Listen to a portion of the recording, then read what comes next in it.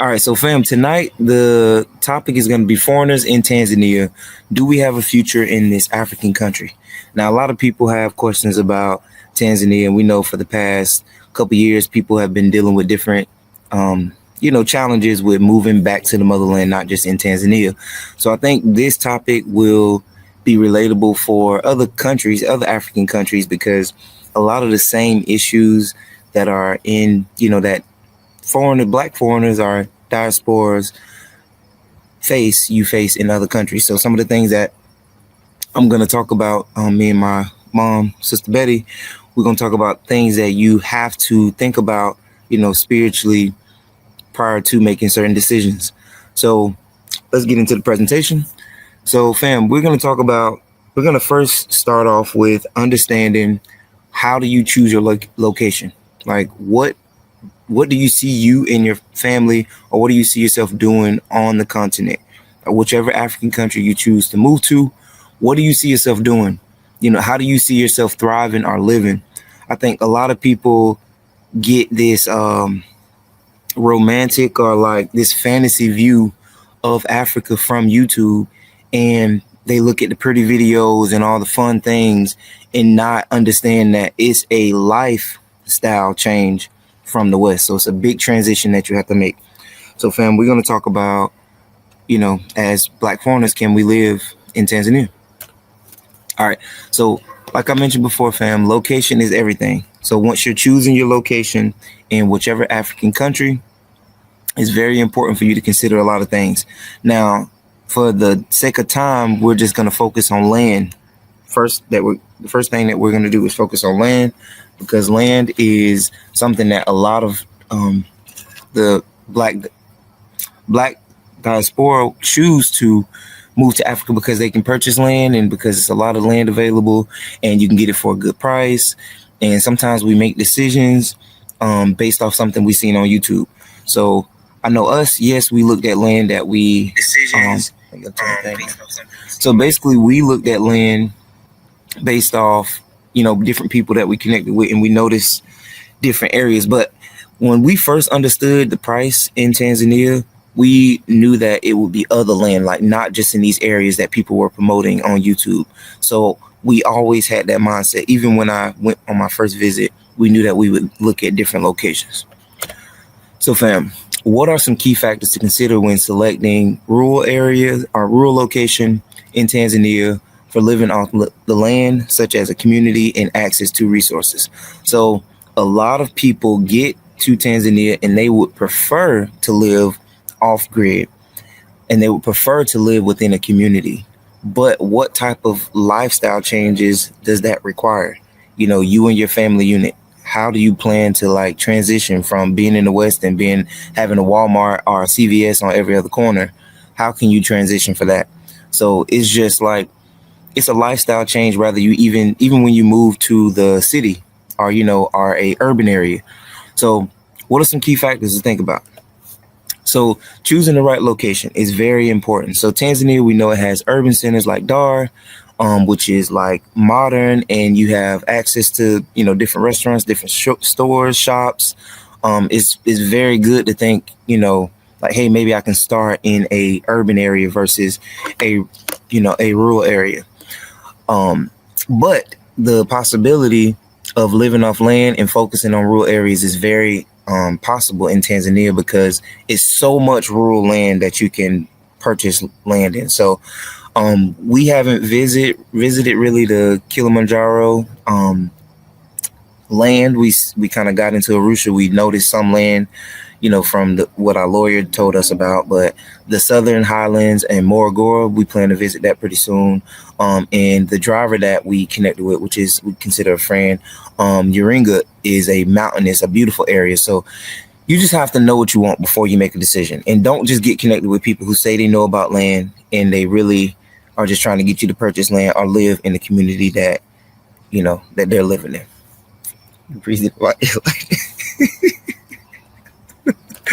Okay, so fam, let's talk about food and water security. So these are some things that I want you to think about as you want to pick your land or pick your location. It's important that you think about how are you and your family going to secure food and water? So what methods can you use to ensure food and water security? So I learned from, my elders, Mr. Cloud and Maria. They already have land set up. They already have their water secured. They already have their food secured. So I know two things that you must do before you, make a decision. Like, can you drill a borehole in this area? Is it going to be flooded in rainy season? Can you catch rainwater? All right. So rain harvesting is something you can do in Tanzania. You can dig a borehole in Tanzania. It's going to cost you quite a bit because, for one, you're a foreigner, you're not going to get the local price. And they're going to charge you based off the depth or how deep you go. So think about how you're going to get your water before you choose your land. So if you choose a rocky area, you choose to get land on a mountain, how are you going to dig through those stones to get water? All right. Can you grow food on a mountain? What do you have to do? So think about all these things before you decide on land. Water or rain harvesting, you pretty much can do that anywhere in Tanzania because rainy season is starting now. And for about 2 months, it's going to be heavy rain. So if you have your harvesting thing set up, that'll be something that, you can, plan to put in place once you build and get your roof on and all that stuff. So, and I'll talk a little bit more about that in a little bit. All right. So next, grow your own food.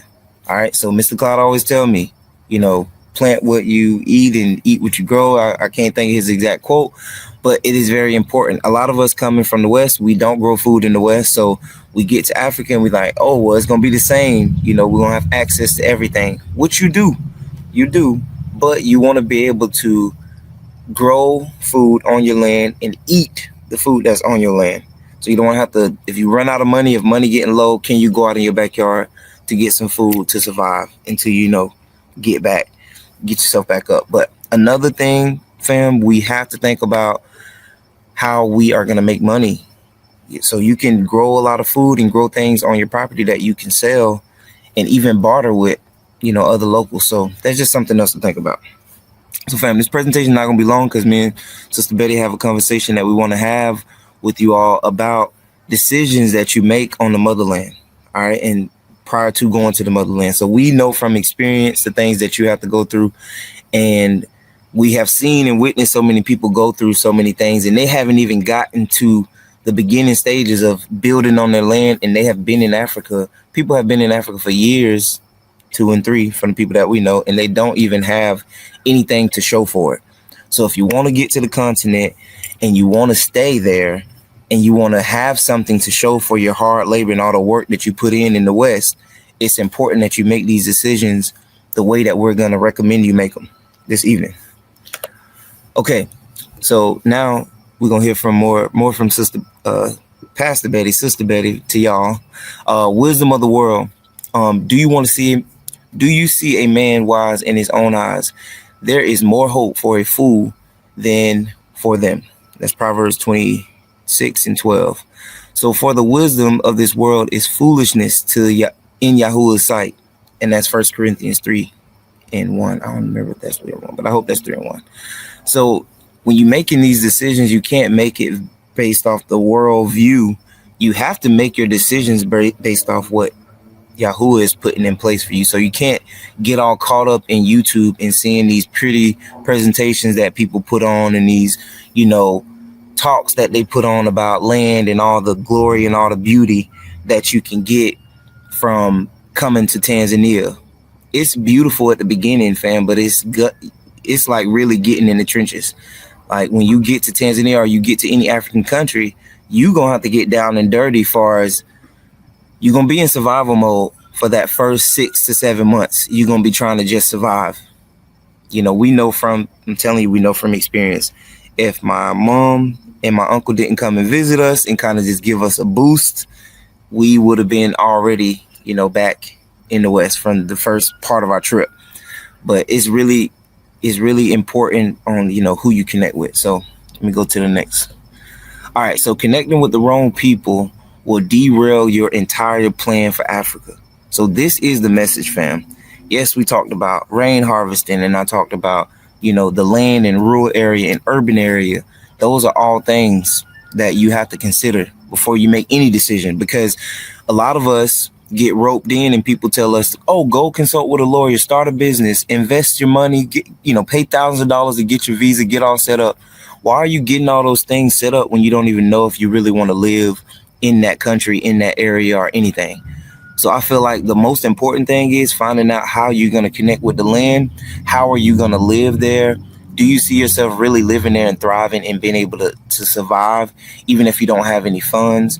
So your first investment should be how, your land and your water and how you're going to get that all set up. Because starting a company, that's easy. Tanzania would love the government systems. They would love to have you start a business and invest in their country, get you a local partner. So that stuff will come. But it's important for you to look out for the land, look out and see where you're going to live at, not renting, because that, again, has a threshold. You can't rent and survive in Tanzania forever. So if you want to literally set a foundation for you and your family, it's important for you to look at the land.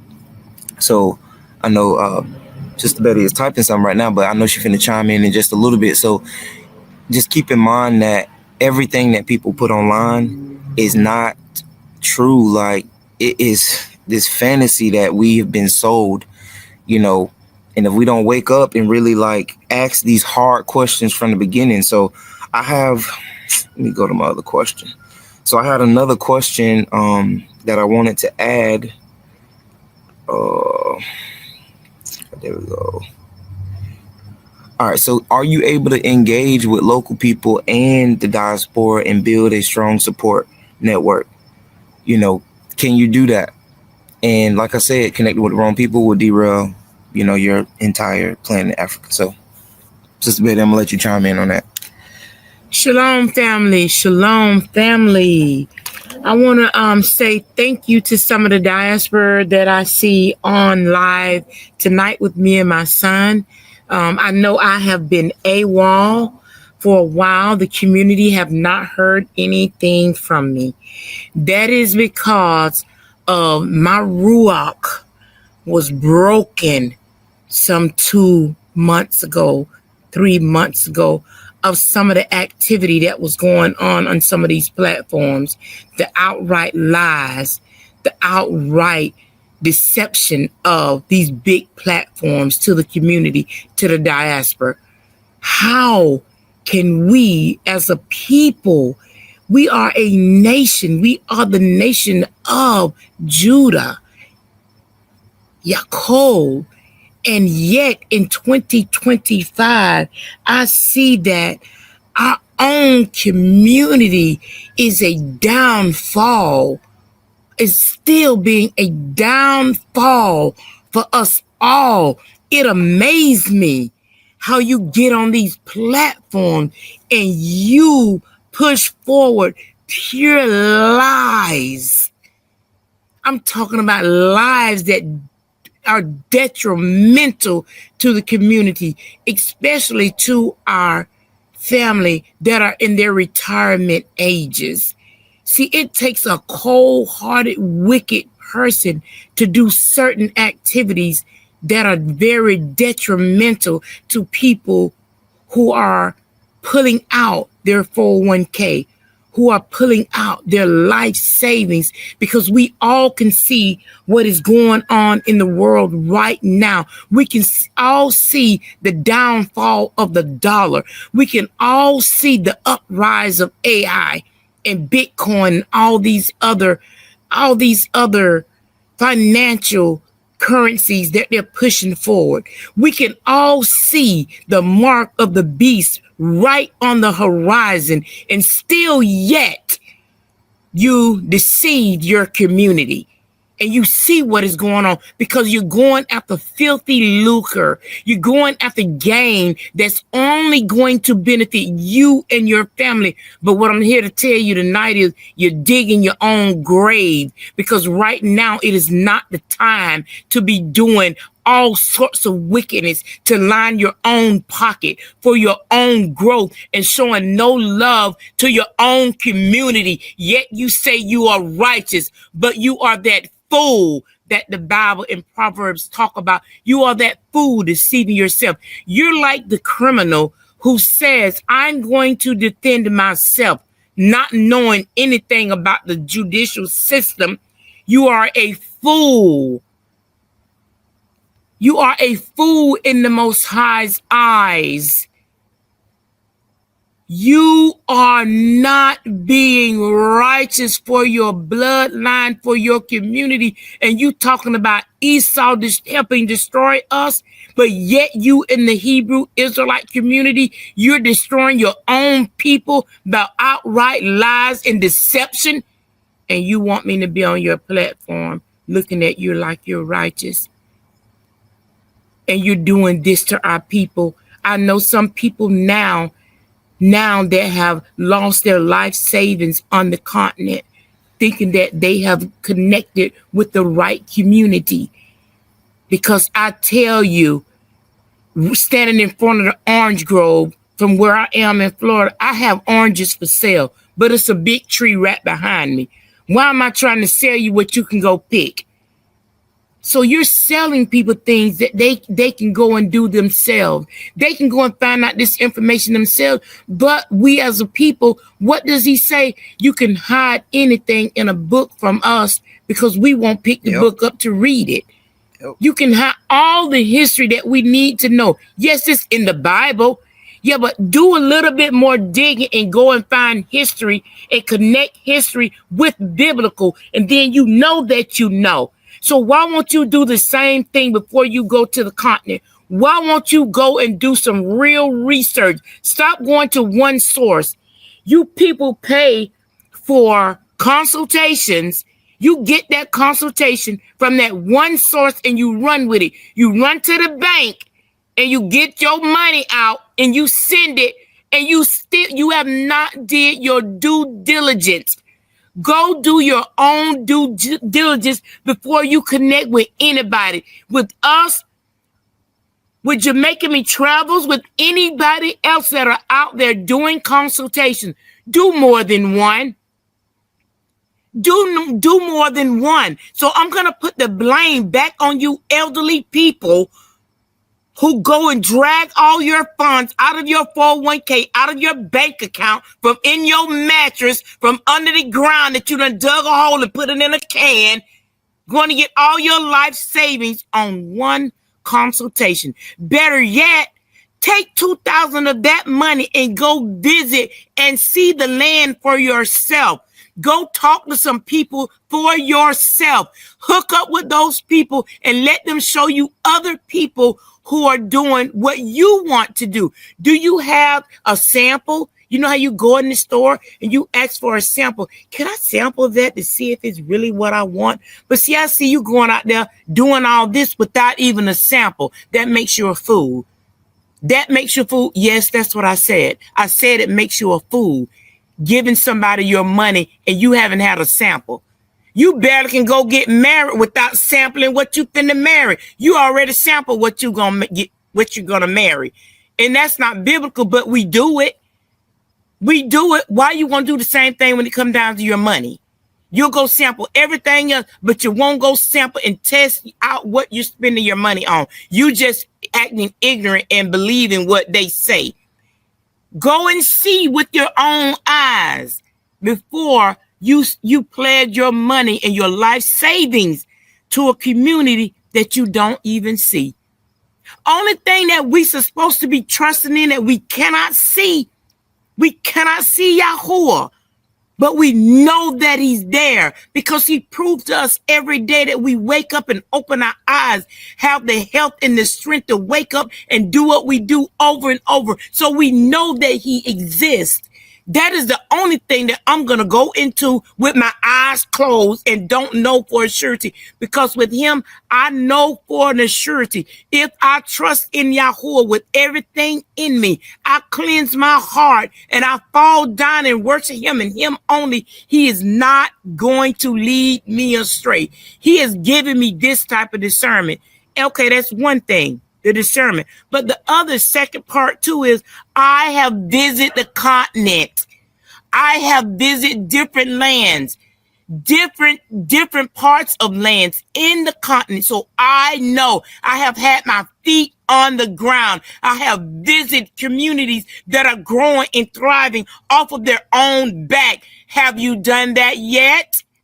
If you have not done that yet, I don't want you to tell me nothing. If you just doing all your research from your computer in America, what are you telling me? You telling me I can do the same thing that you're doing. I can get my computer and go visit all 54 countries in the continent. But does that make me an expert? Does that make me an expert because I got a computer and I can go type and see all other countries? No, that makes you a surfer of the internet for pictures and information. But here me and my son is giving you firsthand information. First-hand information, not second-hand, not a consultation, but first-hand information of the continent, how to build a house, how to do a borehole, how to go by getting an attorney, how to go and visit before you spend your money. Here we are giving you first-hand information, but this is not the information you want, though. Some of you out there like it. The fantasy. You like the fantasy. You like that picture that they paint. An artist can paint a beautiful picture, but does that mean that's the truth of that picture? No, the artist painted it. He can paint whatever his mind thinks of, and you just go with that. But you don't want to hear the real, that I can show you, that we can prove that this is factual, what I'm telling you. That's too hard for you to comprehend, because another thing, some of you said the chains are off of your ankles, your neck, but your mind is still chained. You're not unchained. It's so hard for you to break out of that delusion, to unplug from this worldly system, which is ran by the beast. It's so hard for you Hebrews to do that, because you're the same people the Most High sent out into captivity because of your stiff neck. You're unwilling to change. You're unwilling to walk in righteousness. You're just unwilling. So make sure that before you do any more connecting in America, you better save some of that money. You save some of that money and go visit. Here, Solo Soul is telling you that we have Airbnbs that you could have came, put your feet on the ground, and did some touring and some visits, meeting village leaders, meeting with a reputable attorney, going to some reputable communities where food is actually growing, water is actually flowing, people are actually working on the property on their own sweat, getting it out the dirt, getting it out the mud. But you love YouTube videos. You love to get your information and your factual facts from videos, not from truth, not from boots on the ground. But I'm here to give you this warning from Yahuwah. You have not seen me on a platform simply because a lot of unrighteousness is going on in our community. And trust me, all you out there, you creepers out there who can hear this message, your day is coming. It's coming because you're deceiving the Most High's people, his true believers, his true followers who are seeking him and seeking a community for our people with all their heart, all their might, and all their savings. And you're being deceitful. You're being very deceitful now. But look, I'm one who knows when I see deceitfulness. You could say, welcome back to YouTube, Sister Betty. Welcome back indeed, Sister Betty. Shalom, shalom, family. It's your brother Benaiah Ben Israel. In Israel, we have a problem. There are currently scams taking place in Tanzania, and I have personally heard from people who have lost thousands of dollars, and in some cases have lost their entire life savings trying to move to Tanzania, and don't expect to get their money back. Now, I can't comment on this issue too much because there are some, legal actions taking place in the judicial system. And with that said, I would like to ask the Israelite community for two things. One, if you are purchasing land in Tanzania, I recommend that you hold off on signing any contracts or exchanging any money until, one, you do additional independent research. And 2, wait to hear the results of any pending litigation. Those are my recommendations for Israel at large. Also, if anyone has been scammed in Tanzania, please email me at Benaiah4, that's the number 4, Israel@gmail.com. That's Benaiah4Israel@gmail.com. And send me a description of the issue along with the date and the names of the companies involved. Most High willing, we will collect and archive these cases or this information for possible future legal action. And lastly, most High willing, we will review Torah to get clarity on how we are supposed to handle these types of matters using Torah. I believe people are misusing Torah in order to justify or allow these scams to take place. So family, with that in mind, let's continue this conversation over on our Hebrew Connect TV or Patreon Benaiah Israel channel for the complete video and future follow-up video discussion. So family, hope to see you there, Mishpachah, and Shalom.